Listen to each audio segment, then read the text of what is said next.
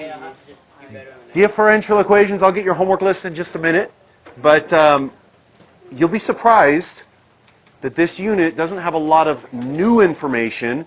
It's just more of, yeah, we're going deeper with the content. So, you know how you took the derivative of a lot of things? Yeah?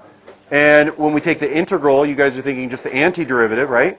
But we didn't really go over a lot of different rules, right? Like just take the antiderivative, and if you happen to know it, you know it. We went over the reverse power rule, but we're going to talk about some other rules this unit. But we're just going to keep plugging along with the same stuff. Or it'll be different words, but it'll be basically the same content. Differential equations. Differential equations pop up in a lot of different areas. And like I said before, you know how you guys learn trigonometry in geometry? Like you learn the basic SOHCAHTOA thing, right? And you learn how to deal with a right triangle. And then you got to analysis. And Ms. Allen threw in all the graphs and all that stuff, right? And the shifts and the amplitude and all that stuff, right? Okay, so geometry just scratched the surface of trigonometry, right? Just barely. And then you learn what trigonometry was really about later. That's kind of what this is. Differential equations, we're just going to scratch the surface.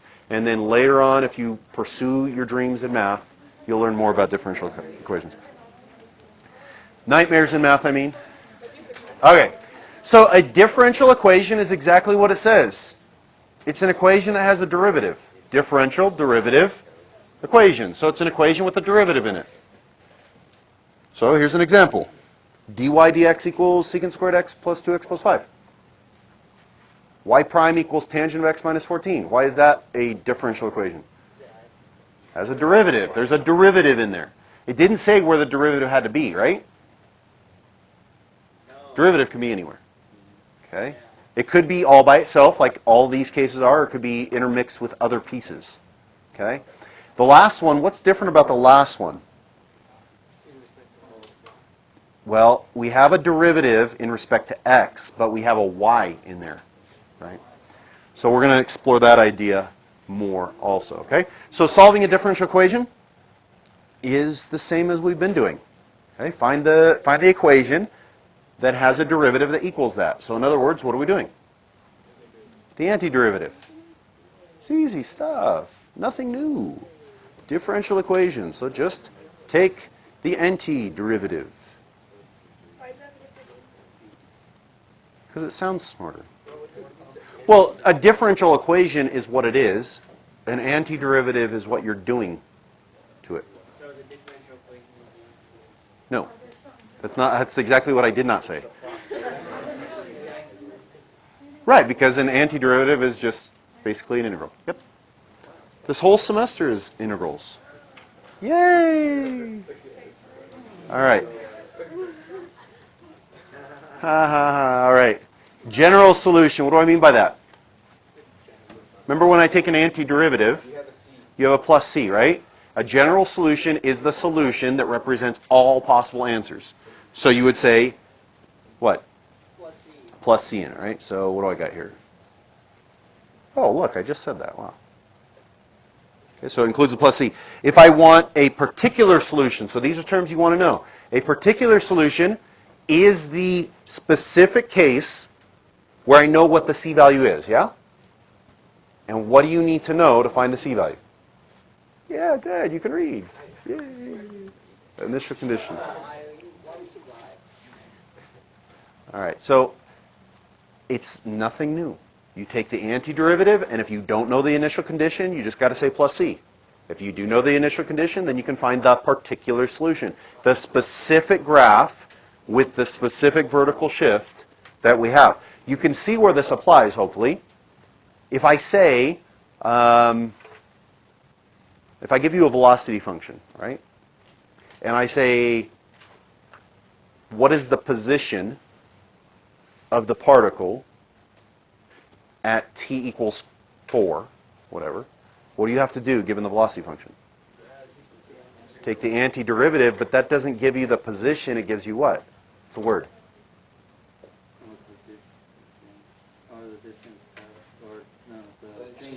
The change in distance, what's it called? Displacement, right? So what do you have to include in order to find the actual position?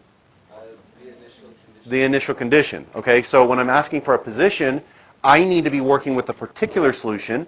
If I'm asking for displacement, I'm just working with, in a sense, the general solution. Okay, so let's see where this leads us. Go back for 2 seconds. 1, 1,000. 2, 1,000. 3, 1,000. Every second more, I'm taking off points on your test. I don't want you to learn. All right. No, I don't care about the learning. I don't care about your grade. All right. Find the general solution to the equation. This should be easy. dy dx equals secant squared x plus 2x plus 5. Shh. Yeah, give it a second. Give it a second. Kobe needs time. Probably a lot more. All right.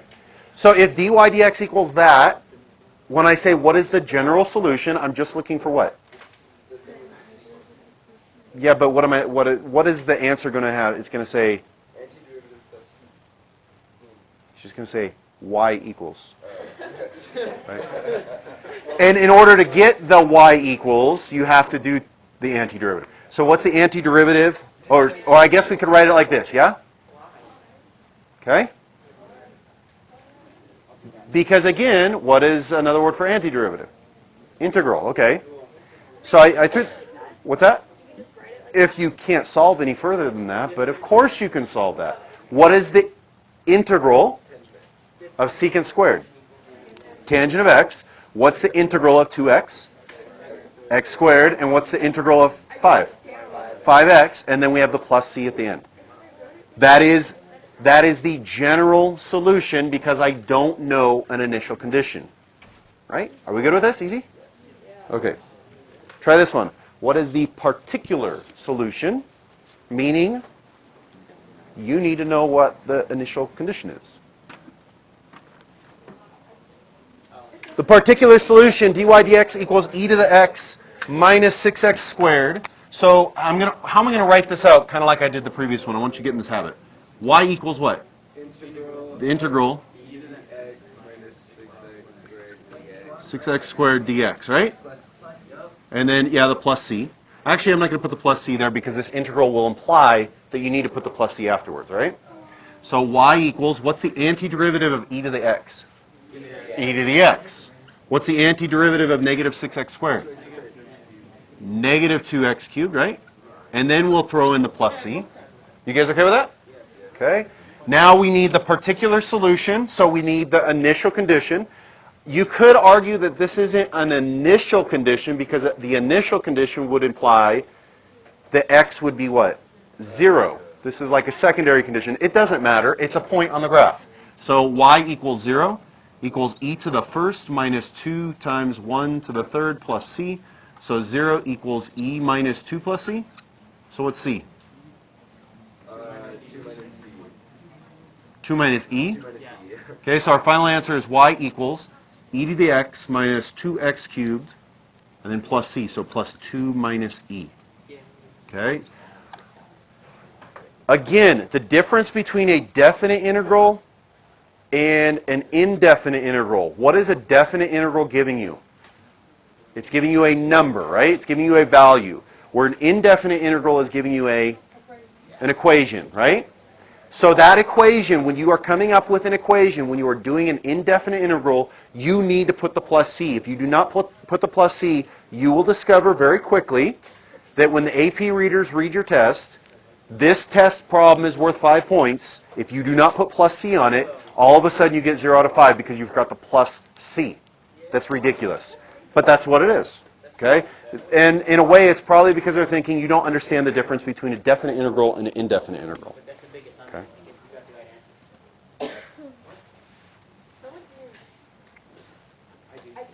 Okay. Because you didn't figure out what the plus c was, so you're saying your answer is this. Wait, so what if like I don't put the plus c and only put it at like that point? Will it just do it? That's like saying 3 plus 1 is 7, and you go, well, I got the right answer. Yeah, but this is wrong. Something led to this. So if I said, I don't know, 3x plus 1 plus x, let's say. I don't know. So that'd be 8, I guess. 2, 6, that'd be 9. I don't know. So let's say x equals 2. You would say, oh, mathematically, I'll just plug in 2. So I get 6 plus 1, and then I get 9. What? Am I right? No, you're right. No, is the answer right? The answer is right. Did they not give you any points? What'd you do? You plugged in 2, you got 6 here. You made a mistake because you forgot the plus 2, but you wrote the right answer, so you made a mistake, and then you made a mistake again. So you went the wrong way, again, and you end up in the right place. Have you ever heard that term, two wrongs don't make a right? 2 wrongs don't make a right? You don't do 2 mistakes to get a right answer. So can we go on, please? Okay, so if I'm just putting the plus c again, that's the general solution. In order to get the particular solution, we need to plug in our initial condition to get what c is. All right, are we good with this? Easy? Yes? Okay. All right, here's a good question. I'm glad you asked. You're amazing. Good job. Good job. Okay. I showed you it for what kind of integral? A definite integral, because we're talking about the area under the curve, right? The definite integral gives you the area under the curve, or the net area under the curve. And so dx in that case represents the what? Yeah, but what does it mean? So in other words, it's the width of the rectangle, right? If we're slicing into rectangles. Okay, so we know that. I did answer that question before. So in a definite integral, okay, come on. In a definite integral, that dx represents the width of each rectangle. What did the f of x represent? The function, the curve. Thinking about the area, what do? We sliced it into an infinite set of rectangles. What is dx represented the what of each rectangle? The width. The width of each rectangle. And what does f of x represent? The height of each rectangle, right?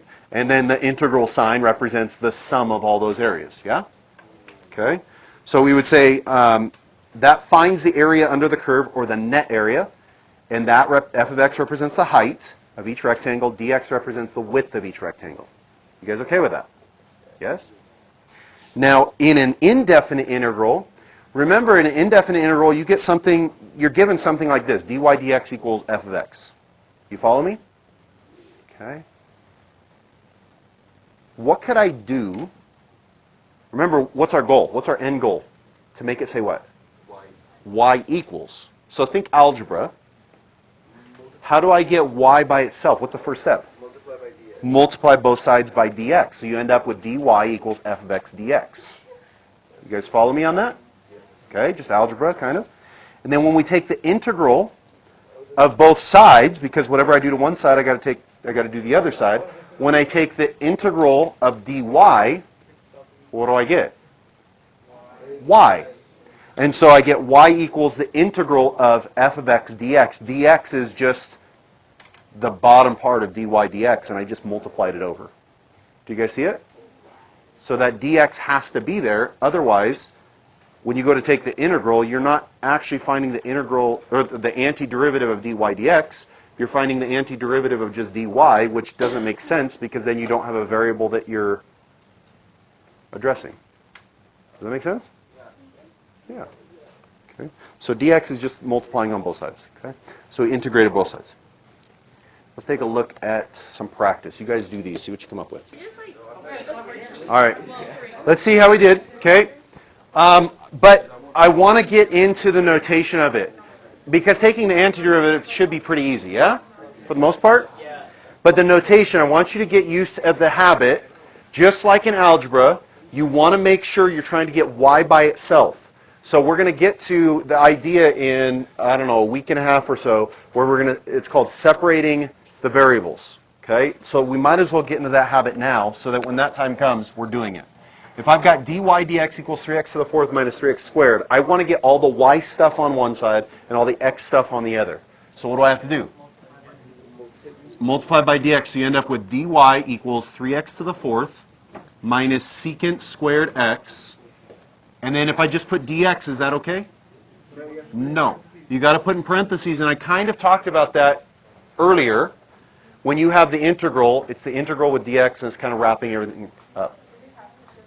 Yeah, I was gonna ask. At this point, with these problems, you could say no, but I want you to get in the habit, because later on, that's the other thing on these problems. If you don't separate the variables, you get a 0. Okay? Yeah, that's what I'm saying. You didn't separate. If you don't separate the variables, they're just going to say no. So you need to. Okay, so now we're going to integrate both sides. And the integral of dy is what? Y equals, what's this one? X to the 5th, 3/5. What's the antiderivative of negative secant squared? Negative tangent. And then plus c, right? That's it. Number 4. Number 4. Again, I'm going to multiply both sides by dx, so I end up with dy equals secant x times tangent x minus e to the negative 2x and then dx. What do I do now? Take the integral of both sides. So we get y equals, what's the antiderivative of secant tangent? Secant. You guys should know that one.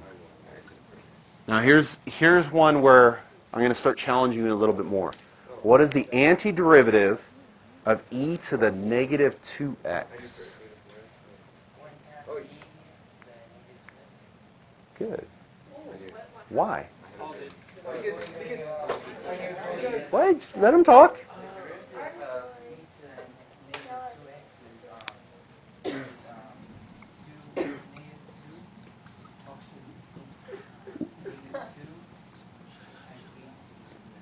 Negative 2x. Right? So we're using chain rule to find this derivative. The derivative of e to the negative 2x is e to the negative 2x times negative 2, right? So this gives us a negative e to the negative 2x. So we end up with our e to the negative 2x that we want, but the negative 2 disappeared. So what do I have to do with this to make it match that? You got to cut it in half. So you're going to say plus 1/2 e to the negative 2x. What do we need to do to make sure we're right? I'm telling you, the more complex we get, the more you've got to practice your derivatives to make sure you're right. What's the derivative of e to the negative 2x? E to the negative 2x times negative 2. And since that's a constant, we just throw it out front. And then when we go to simplify this, we get negative 1 e to the negative 2x. Okay. Okay. So here's the bottom line, I guess you could say. If I want the antiderivative of e to the something, it's e to the something just like the derivative, right? So you know, let me take a step back. I know the answer is going to be e to the negative 2x. Yeah? And then when I take the derivative of this, I'm going to have to multiply this by negative 2, but there is no negative 2. So I have to say plus 1/2 to cancel out that negative 2. Again, it's a matter of practicing the idea of taking your derivative to make sure you get it right, okay? And then plus c, yeah?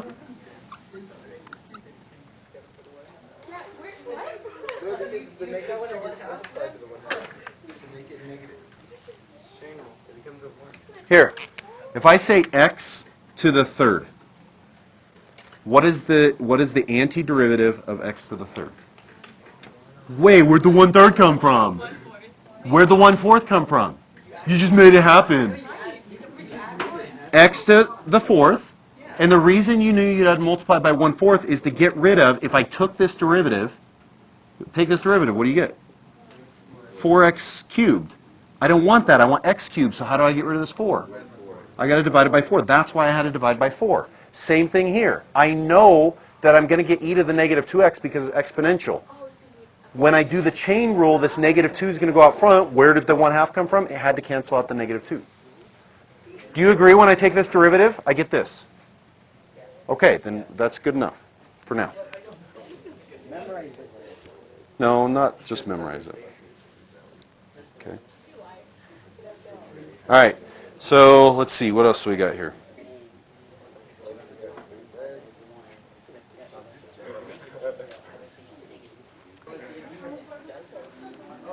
All right. Let's take a look at the first one. If du dx equals 7x to the 6 minus 3x squared plus 5, then if we're going to write it out, it's du equals 7x to the 6 minus 3x squared plus 5 dx. We'll integrate both sides, so we end up with u equals what? X to the 7th minus x cubed plus 5x plus c, yeah? Are we okay with this? Okay. The initial condition is 1, 1. So when u is 1, x is 1. So 1 equals 5 plus c. So c equals negative 4. Am I right? So u equals x to the 7th minus x cubed plus 5x minus 4. All right. Number 6. Again, we're going to multiply both sides by dt. So dy equals 1 over 1 plus t squared plus 2t, natural log of 2 dt. And this one looks a lot more complicated, right? It's, if you know your derivatives really well, then you will know this one really well.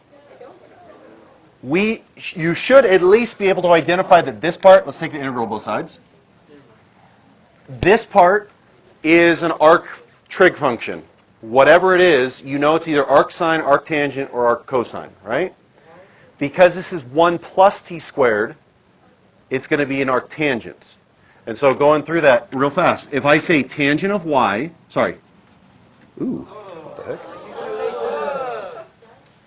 All right. If I say y equals arctangent of x, how do you take the derivative? Tangent of y equals x. What's the derivative of that? Secant squared y times y prime equals 1. So y prime equals 1 over secant squared y, right? But then we got to do the triangle thing, where this is y. What is this? That's your opposite. And your adjacent's 1, right? Pythagorean theorem would say that this side is 1 plus x squared, the square root of, yeah? When I take the secant, secant is this over hypotenuse over adjacent. And when I go to square that, I just end up with 1 over 1 plus x squared. So y prime equals 1 over 1 plus x squared. So we look back to the problem, we got 1 over 1 plus t squared. That means this one is, yeah, arctangent of t. Plus, now here's the next part that's difficult. What in the world is wrong with this marker? What kind of function is this? It's exponential. So let's go back to exponentials. If I say a to the x, and I want the derivative of a to the x, what is that? It's a to the x times ln of a. It's the function then times the natural log of the base, right? It's the function times the natural log of the base. So this is just 2 to the t. And again, take the derivative of that to make sure you're right. And then plus c, so equals y, right?